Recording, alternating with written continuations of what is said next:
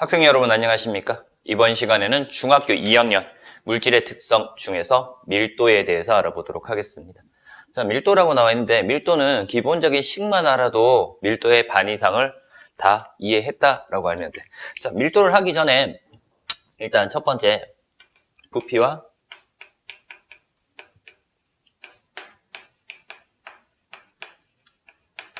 질량에 대해서 먼저 알아봐야 되겠네요.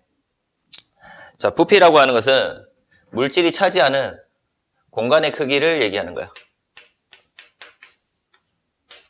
이 물질이 얼마만큼 차지하고 있는가, 물질이 차지하고 있는 공간의 크기를 얘기하는 거고요.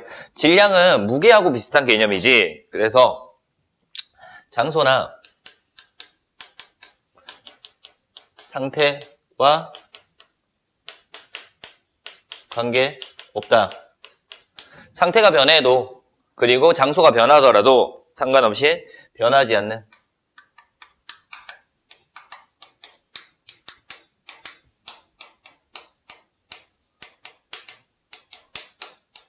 고유한 양이다. 이렇게 나와 있어요. 얘가 질량이야. 근데 이 부피랑 질량은 물질의 종류가 같다고 해서 똑같은 건 아니지. 그래서 얘네들은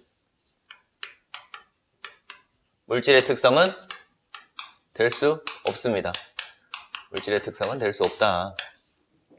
얘는 물질의 특성이 아니야. 자, 단위 볼게요. 단위. 부피는요, 밀리리터나 세제곱센티미터, 리터나 세제곱미터 이런 것들을 씁니다. 됐죠? 여기에서 1ml랑 1세제곱센티미터랑 같은 거야. 그래서 밀리리터랑 세제곱센티미터는 단위가 같다. 라는 거 정도 알면 되고요. 자, 그 다음 질량의 단위 나와 있어요. 질량의 단위는 미리그램이나 그램, 킬로그램 이런 것들이 질량의 단위입니다. 부피나 질량을 측정하는 기구들 있죠. 기구들. 뭐로 측정해? 얘는 눈금 있는 용기면은 무조건 부피를 측정할 수 있다라는 거. 그래서 눈금 실린더라든가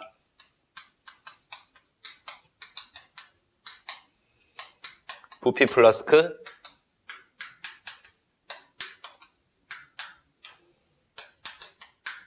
그 피펫 같은 것들이 눈금이 있는 용기이기 때문에 얘네들로 부피를 측정할 수 있고요. 질량은 전자저울이나 그리고 한쪽에는 물체를 올려놓고 한쪽에는 추를 올려놓을 수 있는 저울들이 있어. 어떤 것들? 윗접시 저울, 양팔 저울, 뭐 이런 것들 을 가지고 부피랑 질량을 측정하면 된다. 자, 오른쪽에 보면은 눈금 실린더, 눈금 읽는 방법이라고 나와 있어. 부피를 볼 때 눈금 실린더, 눈금 읽는 방법이 나와 있습니다. 이렇게 그릴게요. 대충. 자, 눈금 실린더가 이렇게 있고요. 여기에 긴 눈금 하나에 짧은 눈금 하나, 둘, 셋, 넷, 다섯 번째를 약간 길게 그릴게. 하나, 둘, 셋, 넷, 다섯, 아이고. 다섯, 하나, 둘, 셋, 넷, 약간 긴 거, 하나, 둘, 셋, 넷, 다섯, 이렇게 그릴게요. 자, 이 눈금이 여기가 50이라고 나와 있고요. 여기가 60, 뭐 여기가 70이라고 둘게. 물이 있을 건데, 물이 요렇게 되어 있어. 평평한 부분이 있고요. 요렇게 살짝 올라가 있는 부분은 요렇게 있습니다. 자, 요 아래쪽이 물이야. 자, 물이 이렇게 있으면은 눈의 위치는요, 이 수평한 부분하고 평행하게 일치되도록 눈의 위치를, 여기 눈의 위치를 정해주고요. 그리고 이 평행한 부분에 눈금을 읽어주면 되지. 50, 51, 52, 53, 54, 55, 55 이렇게 돼. 근데 55가 끝이 아니라 55.0ml라고 얘기를 해. 그래서 눈금 한 칸이, 눈금 하나의 눈금은 하나의 눈금 간격이 1ml잖아. 이거의 10분의 1까지 읽는다. 그래서 10분의 1까지면 0.1ml에 해당하는 값까지 읽어준다 라는 얘기야. 만약에 물이 여기에 와 있다고 가정을 할게. 뭐 62하고 3 사이에 이렇게 있다라고 가정을 할게요. 위치에. 자, 물이 이렇게 있어. 그럼 이 눈금은 어떻게 읽어야 돼? 61, 62, 63 하고 62 사이니까 얘는 62.5ml 이렇게 읽어줘야 되지. 그래서 가장 최소 눈금의 10분의 1에 해당하는 값까지 읽어주는 거다라고 알면 됩니다. 됐죠? 자, 이제 본격적으로 밀도 보도록 하겠습니다.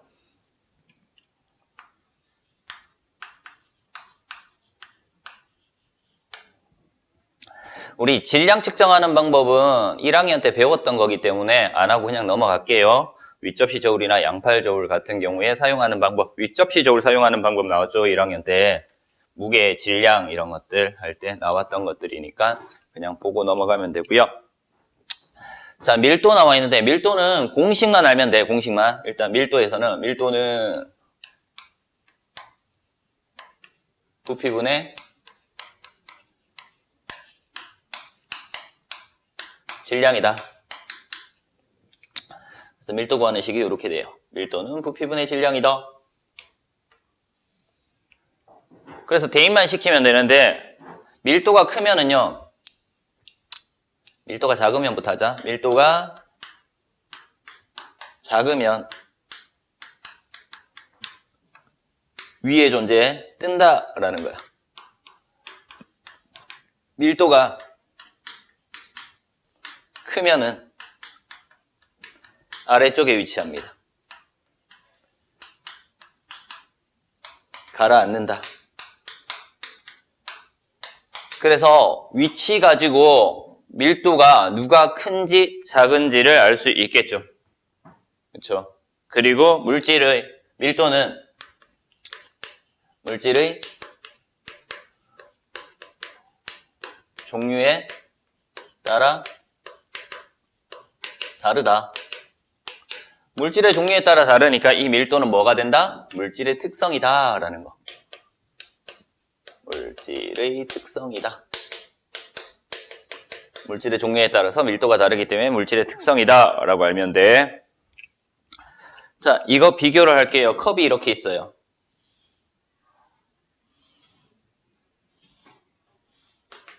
컵이 이렇게 있고요. 여기에 뭐 글리세린이라는 것이 담겨 있어. 맨 아래쪽에 담겨 있는 것이 글리세린이라고 하는 액체 상태가 있고요. 그 다음에 가운데 이 부분에는 물이 있고요. 그리고 맨 위쪽에는 뭐 있다? 식용유가 있어요. 위에는 식용유가 있더라. 자, 그러면 식용유가 밀도가 제일 작은 거야. 위에 있으니까 글리세린이 밀도가 제일 큰데 제일 아래쪽에 뭐가 있다? 돌이 있다. 그래서 여기에 돌이 있고요. 그리고 물 있고 여기에 뭐 있다? 식용유와 물 사이에 플라스틱이 있고요. 그리고 식용유 위에 뭐 있다? 나무가 있더라. 그래서 나무가 밀도가 제일 작은 거, 그 다음 식용유, 플라스틱, 물, 글리세린, 돌 순서대로 밀도를 나열할 수가 있습니다. 그래서 밀도가 큰 것, 작은 것 알아두면 돼요. 자, 우리는 밀도에 대해서 시험 문제가 나왔을 때 풀 줄 알아야 되잖아. 그쵸? 그러면 어떻게 푸는지를 봐야 되겠지? 자, 밑에 보니까 저런 것들 나와 있어. 질량 부피 그래프에서 밀도 비교하기 나와 있습니다. 자, 그래프가 나와 있대. 그래프에서 밀도를 비교하는데 그래프가 나와 있으면 뭐로 바꾸냐면 표로 바꿀 거야. 그래프를 표로 분석을 할 거야. 그러면 문제가 엄청 쉬워져요. 자, 그래프가 어떻게 나와 있냐면은 지금 나와 있는 그래프가 10, 20, 30, 40. 좀 크게 그릴게요. 그리고 10, 20, 30. 자, 여기가 10, 20, 30, 40 이렇게 있고요. 그리고 여기가 10, 20, 30 이렇게 있어. 여기가 부피고요. 가로축이 부피, 세로가 질량이에요. 그래프가 두 개 있는데 하나의 그래프는 이렇게 되어 있는 그래프 하나 있고요. 이 그래프 하나, 그리고 이 부분이 A, 이 부분이 B 이렇게 나와 있고요. 그리고 다른 하나 그래프는 20에 10, 이 부분이네. 요런 형태의 그래프로 이 부분을 C라고 해서 나와 있어요. 자, 그러면은 이 그래프를 표로 분석을 할 거야. 표로 분석을 할 건데 표는 어떻게 나열을 할 거냐면은 일단 맨 위에 구분해야죠. A랑 B랑 C랑 이렇게 구분을 할 거고요. 그리고 밀도 구하는 식이 부피분의 질량이니까 질량을 먼저 정리를 하는 것이 좋아요. 그래서 질량 정리할 거고 그 다음 부피 정리할 거고요. 그럼 부피분의 질량인 밀도 이렇게 정리를 할 거예요. 자, 그러면은 A의 질량은 20, B의 질량은 40, C의 질량은 10이다. A의 부피는 10, B의 부피는 20, C의 부피도 20 되죠. 자, 그럼 밀도는요. 부피분의 질량한 게 밀도니까 얘 밀도 2, 얘 밀도도 2, 얘 밀도는 0.5 나오겠죠. 됐습니까? 그래서 여기에서 뭐 A와 B는 밀도가 어떻다? 같다. 그래서 A, B는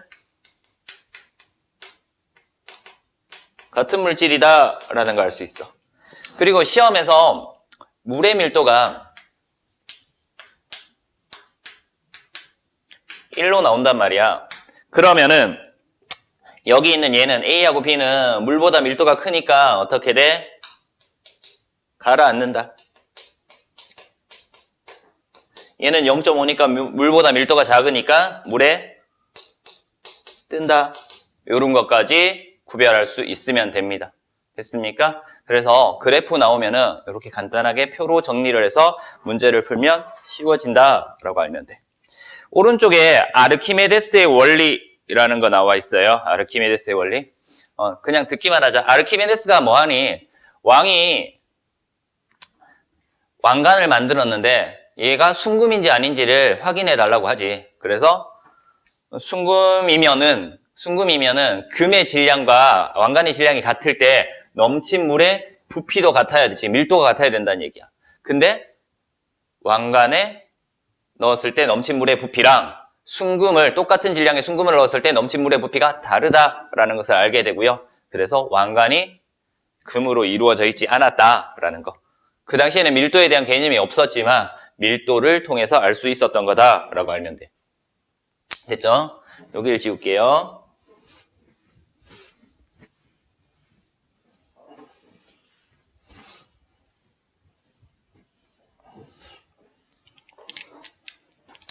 세 번째,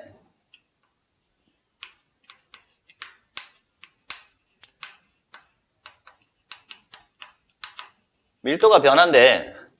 자, 우리 질량이라고 하는 것은, 여기 있는 질량이라고 하는 것은 상태라든가 장소에 따라서 변하지 않는 물질의 고유한 양이다라고 얘기를 했단 말이야. 근데 부피는 변할 수 있어.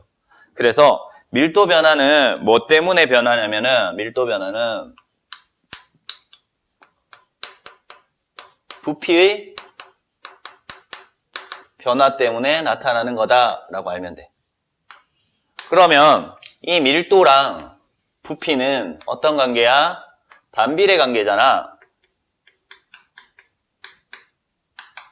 그래서 부피가 증가하면 밀도가 감소하는 거고 부피가 감소하면 밀도가 증가하는 거다라는 것 알고 지금부터 정리하는 것들 보면 되겠습니다. 첫 번째,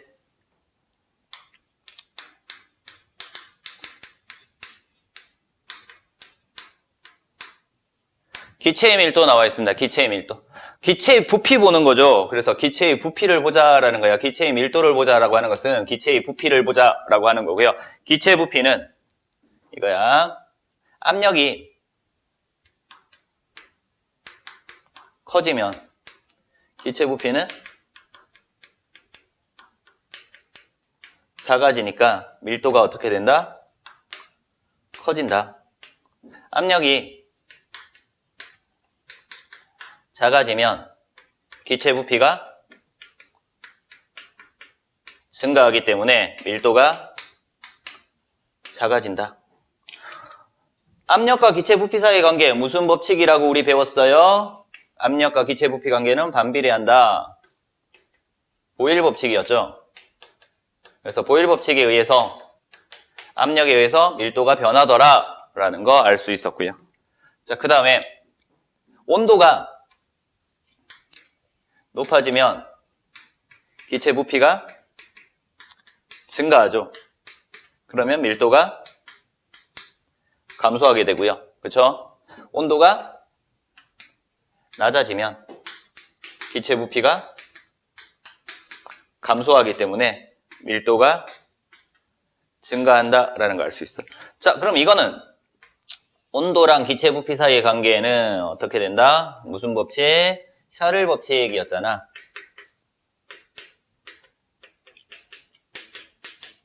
그래서 온도에 따라서 부피가 달라지기 때문에 밀도가 달라지더라. 그래서 기체의 밀도를 표시할 때는 꼭 온도와 압력을 표시를 해줘야 된다. 왜? 온도에 의해서도 밀도가 변할 수 있고 압력에 의해서도 밀도가 변할 수 있기 때문에 온도와 압력을 꼭 표시해줘야 된다라고 알면 돼. 자, 그 다음 물질의 상태에 따라서 밀도가 변한대. 두 번째, 물질의 상태.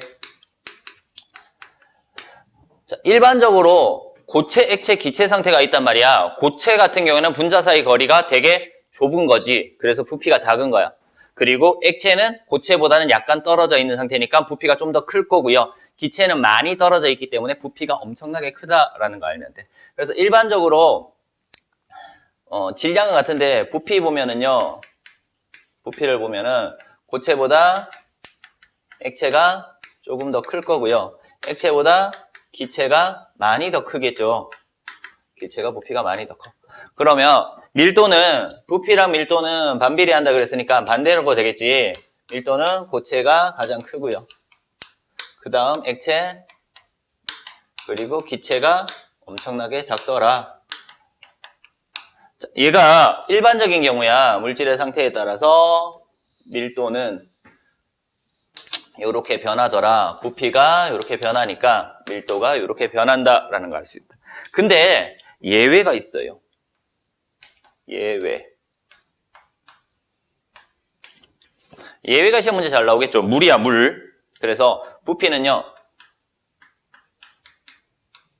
물이 제일 작아. 그 다음 얼음이야. 그리고 수증기가 가장 크겠죠. 부피는. 그래서 이게 예외라는 거지. 물과 얼음. 얼음이 고체고 물이 액체인데 원래는 고체가 더 작아야 되는데 액체인 물이 더 작더라라는 거 알고요. 그러면 밀도는 어떻게 된다고요? 물이 제일 크다. 그 다음 얼음. 그리고 수증기가 가장 작더라.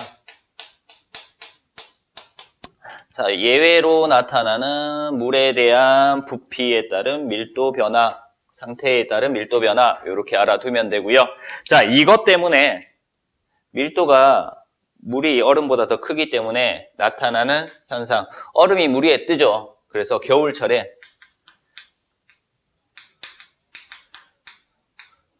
강이나 호수는 위쪽부터 얼기 시작을 하더라라는 거. 그래서 물은 위부터 얼어. 얼음이 밀도가 더 작기 때문에 위부터 얼기 시작을 한다라는 거. 얼음이 물 위에 뜬다. 뭐 이런 것들이 있고요. 자, 크다. 네 번째.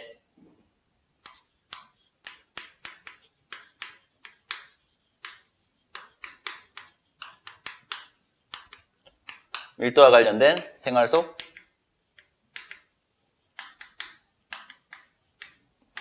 현상 나와 있는데요. 자, 구명조끼 나와 있어요. 구명조끼. 얘는 밀도가 어떤 거? 물보다 작은 거죠. 그래서 물에 뜰 수 있도록 만들어주는 거다. 밀도를 작게 해서 물에 뜰 수 있도록 만들어주는 거. 잠수부는 납벨트를 착용해, 납.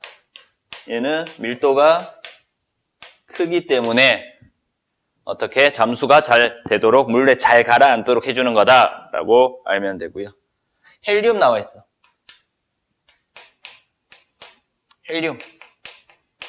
얘는 공기보다 밀도가 작다. 그래서 얘를 풍선에다 넣으면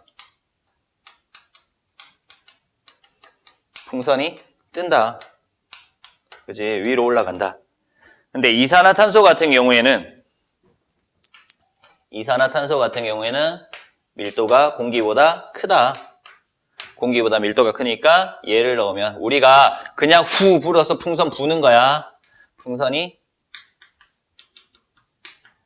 뜨지 않는다. 아래로 가라앉더라. 라는 거. 바닥으로 떨어진다. 라고 알면 돼. 가장 중요한 걸 해야 되는데 어디를 지울까? 여기를 좀 지울게요.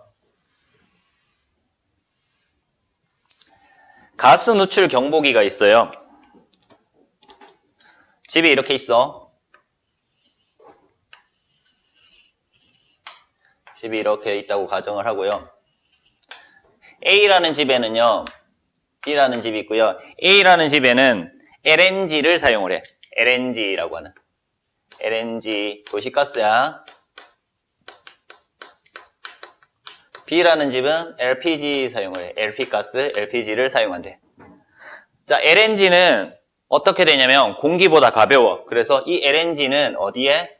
공기보다 가볍기 때문에 누출이 되면 위쪽에 이렇게 있대. 그래서 위쪽에 뭐를 설치해야 돼? 가스 누출 경보기를 설치하고요. 그리고 도시가스 LNG가 배출이 되었을 때는 창문을 열고 환기를 시켜주면 돼.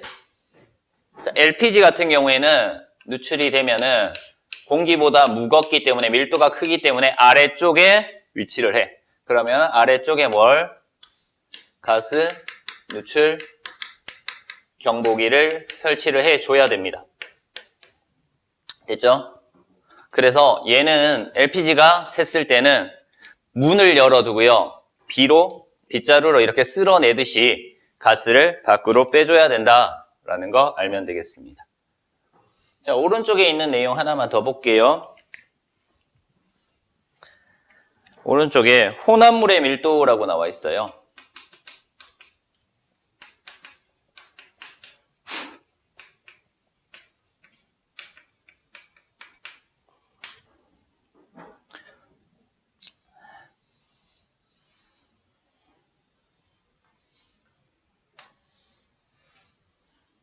이런 용기에다가 물을 넣고요.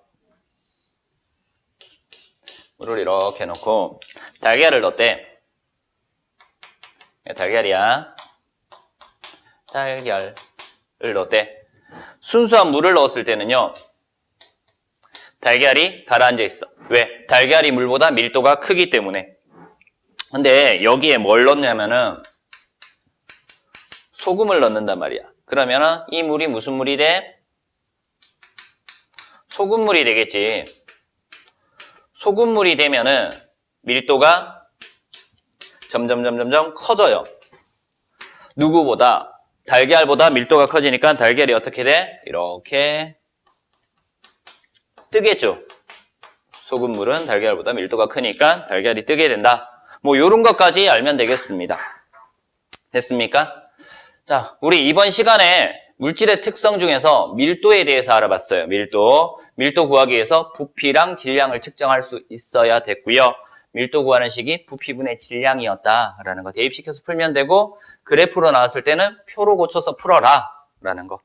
그리고 밀도 변화는 부피가 변하기 때문에 밀도가 변하는 거다. 질량은 변하지 않는다라는 것들. 그리고 밀도와 관련된 생활 속의 현상들까지 알아봤습니다. 이번 시간 수업 밀도에 대한 내용은 여기서 마치도록 하겠습니다.